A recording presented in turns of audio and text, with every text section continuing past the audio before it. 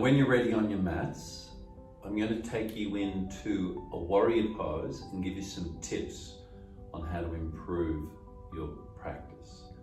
So, first thing we do is we're going to learn how to move as a nice vinyasa, sequential orderly movement into the base position for warrior.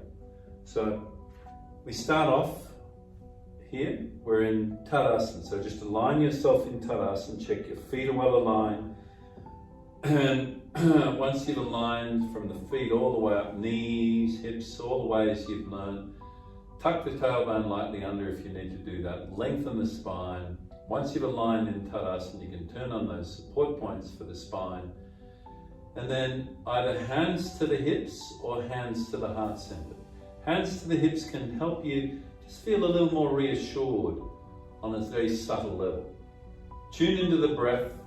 Once you're nicely aligned here, you're lengthening the spine with each in-breath, exhaling, moving energy down.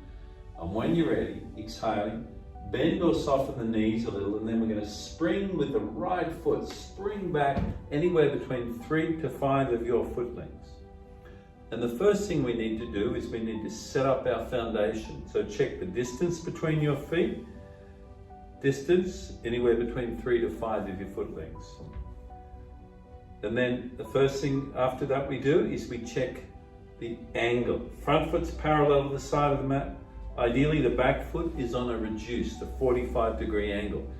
It's commonly done with a 90-degree angle, but just notice if you bend the knee doesn't track over the ankle. So there's subtle strain on the knee doing it that way.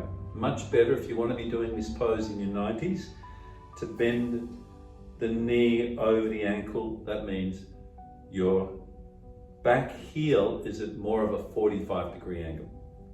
Once you've got that set up, then just check the front heel is ideally aligned with the back foot. For many people, it will be front heel and the center of the arch of the back foot. If your hip is very tight today, move your right foot further to the side. If your hips are feeling very supple, then front heel, back heel aligned.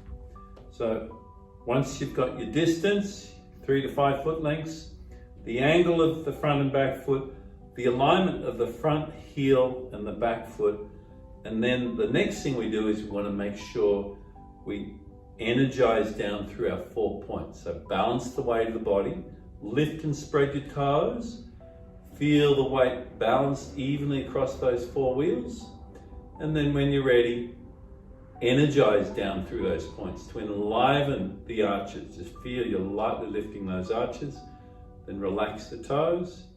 And remember, if we bring the hands to hips, it brings a little bit more stability and support. Let's just tune into the difference with Warrior 1 and Warrior 2, Virabhadrasana 1 and 2 from the viewpoint of the hips. In Warrior 1, we turn the hips to the front of the mat. So your right hip's moving forward, your left hip's moving slightly back. No strain, but it's a slight alignment of them. Whereas in Warrior 2, which we're going to do now, you square your hips to the long side of the mat. And most of us will be subtly externally rotating those hips. So the thighs are subtly rotating it, opening up those hips.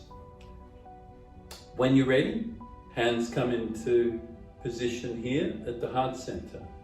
And on an in-breath, inhale the arms wide. Take a breath or two, lengthening the arms, opening the chest, exhaling, energize down through your legs, through your 4 wheels of each foot. We're going to turn and face the front hand, middle fingertip. And when we're ready, we're going to exhale and bend the front knee. Check that your front knee tracks over the ankle. That's a very important thing.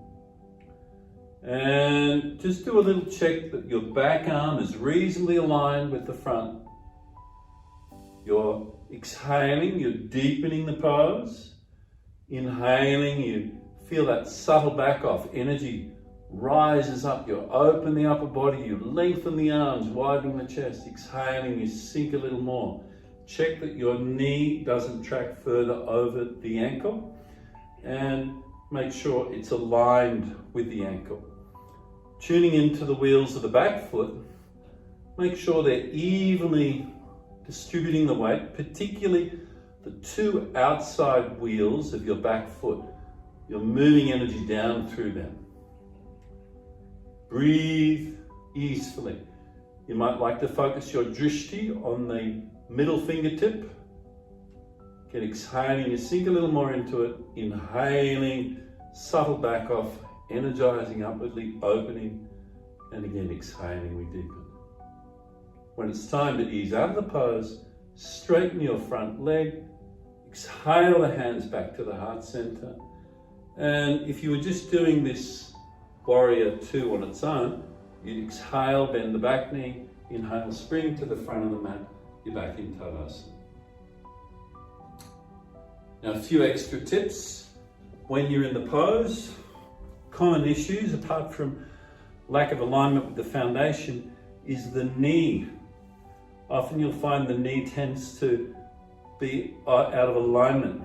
So be mindful that you align your knee over the ankle as much as you comfortably can. Also, people tend to often lean forward in the pose. Ideally, you're energizing up through the spine.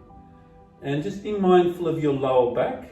Often people need to lightly tuck the tailbone under. But if you activate the support points of the spine, the 5 support points, then of course you don't have those problems. But be mindful, lower back getting a little too much curvature, so lightly tuck the tailbone under. Be mindful of knee alignment, and of course your foundation, and you'll have great fun in the pose.